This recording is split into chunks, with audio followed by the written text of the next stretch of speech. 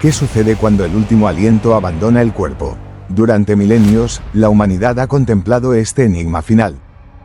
Mitos, religiones y filosofías han ofrecido respuestas incontables, pero una idea en particular resuena a través de culturas y épocas: la reencarnación. La creencia de que el alma, o la conciencia, trasciende la muerte para habitar un nuevo cuerpo, una nueva vida. Una fantasía reconfortante o una verdad oculta esperando ser desvelada. Acompáñenos en este viaje a las profundidades de un misterio que desafía nuestra comprensión de la vida, la muerte y el más allá. La reencarnación no es una idea moderna, es una creencia ancestral, tan antigua como las primeras civilizaciones. Escuchemos cómo la humanidad ha intentado responder, desde siempre, a la gran pregunta de la muerte. La noción de un ciclo de vidas y muertes no es exclusiva de una sola cultura. Desde las orillas del Nilo hasta los picos del Himalaya, la idea de la transmigración del alma ha tejido su trama en el tapiz de la historia humana. En el corazón de la antigua India, las Upanishads, textos sagrados del hinduismo que datan de hace miles de años, articulan la doctrina del samsara, el ciclo interminable de nacimiento, muerte y renacimiento. El karma, la ley de causa y efecto, dicta el destino de cada alma en sus sucesivas existencias. En el hinduismo, la reencarnación, samsara, es parte central de la existencia. Cada alma pasa por múltiples vidas, moldeadas por el karma.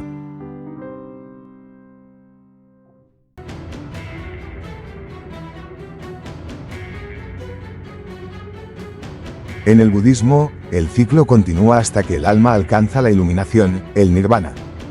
Así como un hombre se quita la ropa vieja y se pone otra nueva, así el alma abandona el cuerpo viejo y entra en uno nuevo. Bhagavad Gita 2, versículo 22. El budismo, nacido de las enseñanzas del príncipe Siddhartha Gautama, también abraza la idea de la reencarnación, aunque con matices propios. En lugar de un alma permanente, el budismo habla de un flujo continuo de conciencia que se transforma de una vida a otra, impulsado por el deseo y la ignorancia. El objetivo final es romper este ciclo y alcanzar el nirvana, la liberación del sufrimiento. Incluso en el antiguo Egipto, encontramos ecos de esta creencia. Si bien su enfoque principal estaba en la preservación del cuerpo para la vida después de la muerte, ciertos textos y rituales sugieren una comprensión cíclica del tiempo y la posibilidad de regresar en diferentes formas. La metamorfosis, la transformación de Osiris, el dios de la resurrección, podría interpretarse bajo esta luz. Los egipcios antiguos creían en la inmortalidad del alma, y aunque su concepto de renacimiento era más espiritual, ciertos textos del libro de los muertos sugieren transiciones entre vidas, pues se preparaban para su próxima existencia como si fuera una continuación. Platón hablaba de un alma inmortal que olvida sus vidas anteriores al reencarnar. En su obra Fedón, menciona que el alma pasa por distintas formas hasta alcanzar la perfección. Todo conocimiento es, en realidad, reminiscencia. Platón, Fedón. En muchas culturas indígenas de América Latina, África y Oceanía, la reencarnación se ve como parte del ciclo natural.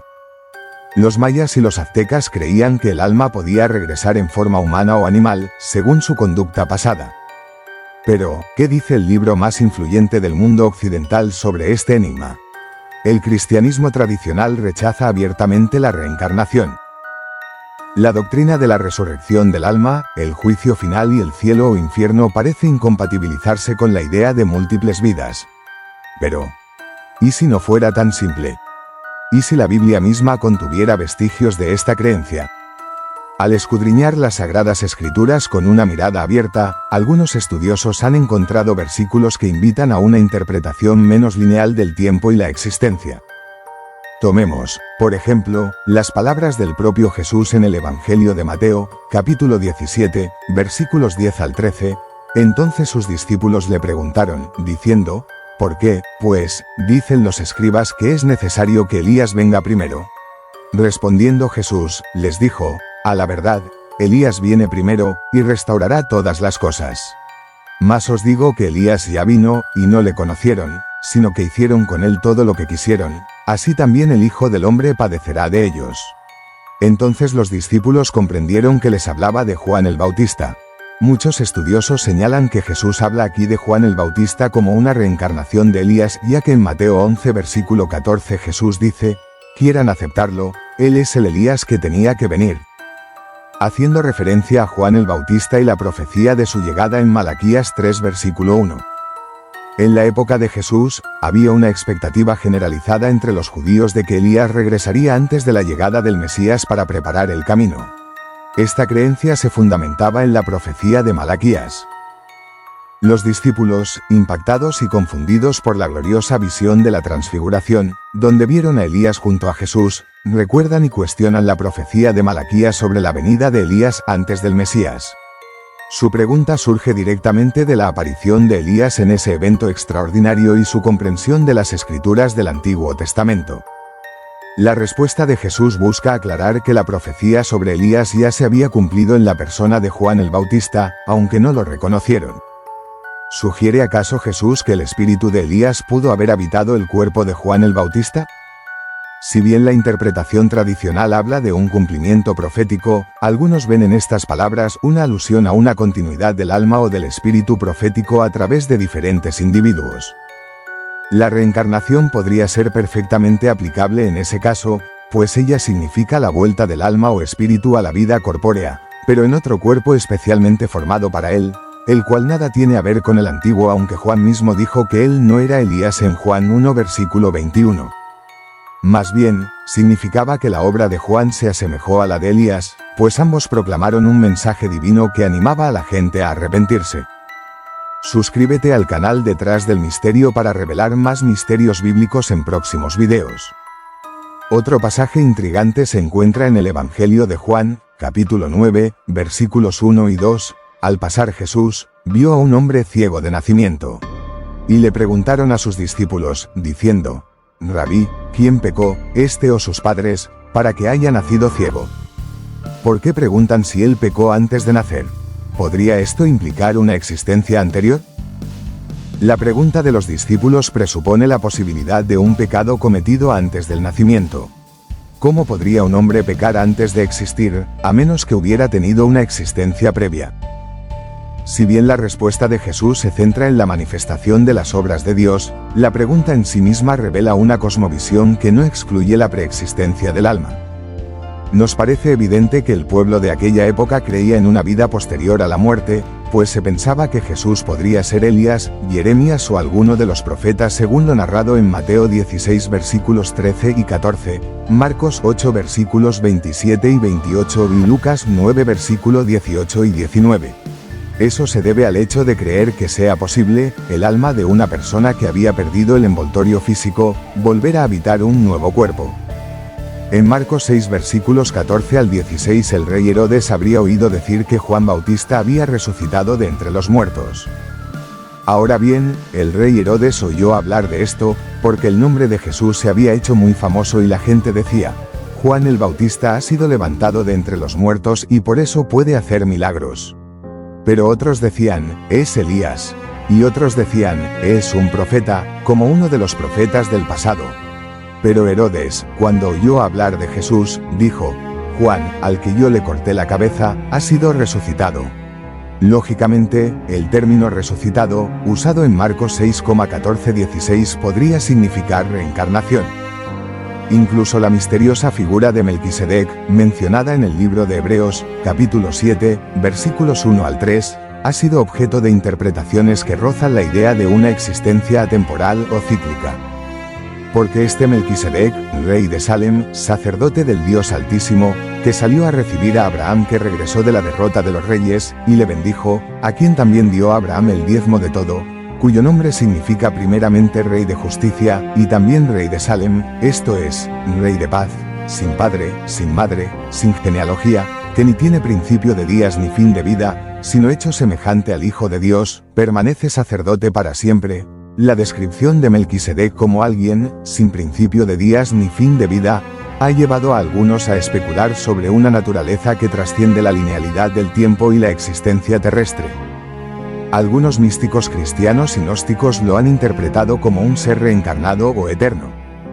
Hay algo curioso que podemos verificar en los siguientes pasajes bíblicos: la ley de causa y efecto, o acción y reacción, íntimamente conectadas a las vidas sucesivas según la doctrina de la resurrección. En 1 Reyes 18 versículo 40 es mencionado que Elías había matado los profetas de Baal por degollamiento.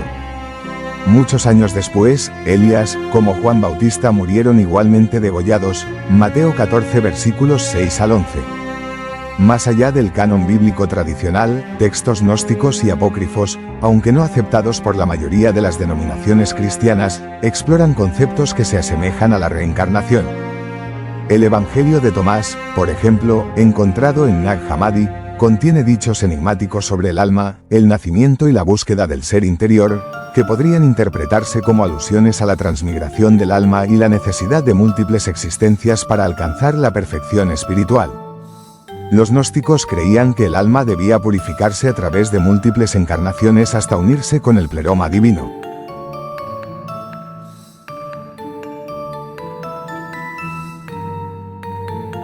Más allá de las religiones y mitologías, algunos de los más grandes pensadores de la historia como Platón, Schopenhauer, Allan Kardec, también reflexionaron sobre la posibilidad de la reencarnación. Y en tiempos modernos, la ciencia se ha atrevido a observar lo que antes se consideraba tabú. El gran filósofo griego Platón, en sus diálogos como La República y Fedro, argumentaba a favor de la preexistencia del alma y su eventual retorno al mundo terrestre en diferentes cuerpos, impulsado por el deseo y la necesidad de purificación. Platón sostenía que todo aprendizaje es, en realidad, un recuerdo. En Meno, plantea que el alma, al haber vivido múltiples existencias, guarda conocimiento oculto que solo necesita ser despertado. El alma es inmortal y ha nacido muchas veces. Platón, menos siglos después, el pesimista alemán Arthur Schopenhauer retomó esta idea, viendo en la reencarnación una manifestación de la voluntad de vivir que se perpetúa a través de existencias incontables. Arthur Schopenhauer, profundamente influido por las filosofías orientales, veía la vida como sufrimiento y la reencarnación como una prisión de la que el alma debía liberarse a través de la renuncia y la sabiduría. En el siglo XIX, el espiritista y pedagogo francés Allan Kardec codificó la doctrina espírita, que postula la reencarnación como un proceso evolutivo del alma necesario para el progreso moral e intelectual del espíritu. Nacemos, morimos y renacemos muchas veces, así progresa el espíritu. Su libro de los espíritus aún es estudiado hoy por millones de seguidores. El Dr. Ian Stevenson registró más de 2.500 testimonios en su riguroso trabajo documental e incluyó la verificación de los detalles proporcionados por los niños en todo el mundo, documentando nombres, fechas, idiomas que los niños no podían conocer, y marcas de nacimiento coincidentes con heridas de muerte en la supuesta vida anterior. No digo que la reencarnación sea un hecho, pero sí que existen evidencias que no pueden ser explicadas por el azar o la imaginación. Dr. Ian Stevenson, aunque la ciencia convencional se muestra escéptica ante la falta de un mecanismo biológico comprobable para la transferencia de memorias o conciencia, los estudios de Stevenson y otros investigadores continúan generando preguntas fascinantes sobre la naturaleza de la conciencia y su posible persistencia más allá de la muerte física. Historias reales de reencarnación. Con apenas 4 años, Santi le dijo a sus padres que se llamaba Lubi Devi, que vivía en Mathura, y describió detalles íntimos de una vida anterior, su esposo, su casa, su parto y su muerte. Esto sucedió en la India de la década de 1930, en la ciudad de Mutra, a unos 150 kilómetros de su hogar. Cuando los adultos investigaron, encontraron a la familia, y todo coincidía. Sus relaciones fueron investigadas por un comité de figuras destacadas, incluido Mahatma Gandhi, quienes viajaron con Santi Devi a Mutra. Para asombro de todos, la niña reconoció a su supuesto esposo y a familiares de su vida anterior, e incluso pudo describir lugares y eventos que solo la persona fallecida podría conocer. Mahatma Gandhi, en su investigación oficial, terminó declarando el caso como auténtico e inexplicable. En los Estados Unidos, el caso de James Leininger es particularmente impactante. Desde muy temprana edad, a los 2 años, James comenzó a tener pesadillas recurrentes donde gritaba, "Avión en llamas. No puedo salir". Las pesadillas eran sobre un accidente de avión y con el tiempo, reveló detalles asombrosos. Hablaba de ser un piloto de la Segunda Guerra Mundial llamado James Huston Jr. A medida que crecía, sus recuerdos se volvían más detallados, mencionando el nombre de portaaviones, el tipo de avión y otros detalles. Sus padres, inicialmente escépticos, investigaron los detalles proporcionados por James y encontraron una asombrosa corroboración en registros históricos. Los padres, escépticos al principio, investigaron. James Huston existió, murió en combate, y los datos que su hijo conocía eran reales. Marta, una niña campesina de 6 años en el Tolima, aseguraba haber sido María Cecilia, una mujer que murió ahogada en un río cercano. Guió a sus padres hasta un pueblo a varios kilómetros, reconoció lugares, recordó nombres y finalmente llevó a la familia a un sitio donde, según ella, se había caído. Allí, los vecinos recordaban la muerte de una mujer con ese nombre, ocurrida 20 años antes en las mismas condiciones. ¿Qué explicación racional puede haber para recuerdos tan precisos en niños pequeños? ¿Simple coincidencia, o algo más? El conmovedor testimonio de Antonia, una mujer en Chile que desde niña tuvo recuerdos vívidos de ser una maestra de escuela en un pueblo minero a principios del siglo XX. Recordaba los nombres de sus alumnos, detalles de la escuela y las circunstancias de su muerte en un accidente. Aunque la verificación completa fue difícil debido al tiempo transcurrido, los detalles emocionales y la coherencia de sus recuerdos dejaron una profunda impresión en quienes la conocieron. Describió con precisión la geografía de un pueblo que nunca había visitado. Investigadores encontraron registros parroquiales con el nombre que Ana mencionaba, y una mujer que murió en circunstancias casi idénticas. A pesar de estos fascinantes relatos y las interpretaciones alternativas de textos antiguos, el escepticismo hacia la reencarnación es comprensible. La falta de un mecanismo científico claro y la posibilidad de fraude o sugestión son argumentos válidos que deben ser considerados. Los escépticos argumentan que los recuerdos de vidas pasadas en niños podrían ser producto de la imaginación, la criptomnesia, recuerdos olvidados de información previamente adquirida, o incluso la sugestión de los padres o investigadores. Explican que la falta de evidencia tangible y reproducible en un laboratorio dificulta la aceptación científica de la reencarnación. Los escépticos argumentan que los niños son sugestionables, los padres pueden haber influido sin querer, algunos casos podrían ser fraudes o construcciones sociales. Pero aún así, la ciencia no ha podido explicar todos los elementos de estos casos. Por otro lado, los creyentes en la reencarnación señalan la riqueza de los testimonios, la consistencia de ciertos detalles y la dificultad de explicar algunos casos únicamente a través de la psicología o el fraude. Argumentan que la conciencia podría no estar enteramente ligada al cerebro físico y que la ciencia aún tiene mucho que descubrir sobre la naturaleza de la mente y la memoria. La posibilidad de la reencarnación plantea profundas preguntas filosóficas y éticas. Si hemos vivido antes, ¿quiénes fuimos? ¿Qué implicaciones tendría esto para nuestra identidad actual? ¿Cómo afectaría nuestra comprensión de la justicia y la retribución si las consecuencias de nuestras acciones se extendieran a múltiples vidas? ¿Y cómo se reconcilia esta idea con las doctrinas de fe que hablan de una única vida terrestre y un destino eterno? Para algunos, la idea ofrece consuelo. Para otros, es una amenaza al dogma religioso. Y para muchos más, es simplemente un misterio fascinante. A pesar de los avances de la ciencia y la profundidad de nuestra comprensión religiosa, la pregunta de si volvemos a vivir sigue sin una respuesta definitiva. Las voces del pasado, los relatos de niños con recuerdos sorprendentes y las interpretaciones alternativas de textos sagrados nos invitan a mantener una mente abierta y a contemplar la posibilidad de que la realidad sea mucho más compleja y misteriosa de lo que imaginamos. Tal vez, como dijo el poeta T.S. Eliot, el fin de toda nuestra exploración será llegar a donde empezamos y conocer el lugar por primera vez. La búsqueda de la verdad sobre la vida y la muerte continúa, invitándonos a cuestionar nuestras creencias y maravillarnos ante la inmensidad del misterio. Quizás nunca podamos probar, con absoluta certeza, que hemos vivido antes. Pero los testimonios, las culturas, los textos y las historias parecen susurrar una misma posibilidad. Que somos más que este cuerpo. Que la muerte no es el final, sino apenas una pausa entre capítulos. Así como las olas no mueren cuando rompen en la orilla, sino que regresan al mar, el alma, Tal vez regresa también. Y el polvo vuelva a la tierra, como era, y el espíritu vuelve a Dios que lo dio. Eclesiastés 12 versículos 7. Y aquí surgen preguntas incómodas. Si renacemos, ¿por qué no recordamos nuestras vidas pasadas? ¿Reencarnamos en el mismo linaje? ¿En el mismo país? ¿En otro cuerpo, otro género? ¿Qué ocurre con el juicio final? ¿Somos siempre nosotros, o cambiamos tanto que dejamos de ser? Tal vez la muerte no sea un muro, sino una puerta. Tal vez nuestras almas vagan, aprenden, se equivocan, regresan. Tal vez, ya lo hemos hecho antes. Y volveremos a hacerlo.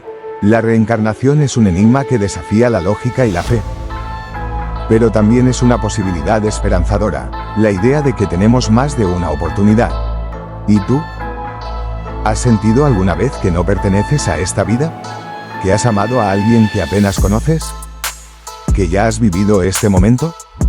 Quizás no sea la primera vez que estás aquí. Suscríbete para más contenido.